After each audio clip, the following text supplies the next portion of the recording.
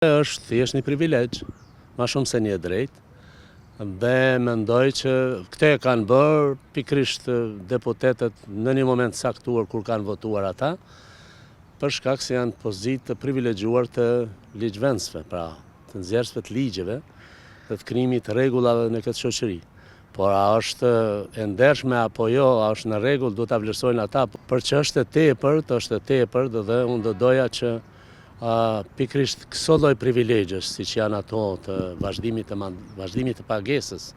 edhe për një vit, siç janë privilegjet në sistemin e pensioneve për deputet, do duhet që të reduktohen në mënyrë që qytetarët ta ndinë këtë vend barazinë dhe barabarsinë e tyre,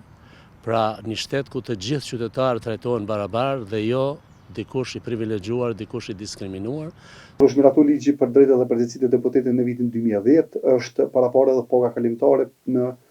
periudhë prej 12 muajve pas mbarimit të detyrës, në kuptimin nëse japin ndërheqje ose nëse nuk rizgjedhen deputetë ose për arsye të tjera. Deputetët kanë të drejtë ta marrin këtë pagë kalimtare nëse nuk rizgjedhen deputet.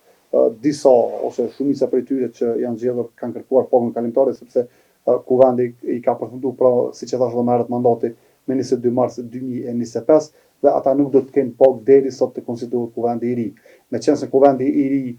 ende nuk është ose nuk dihet kur do të konstituohet, deputetët të shfrytëzojnë edhe këtë periudhë ndërmjet konstituimit të ardhshëm në mënyrë që të mos mesin pa një pagë.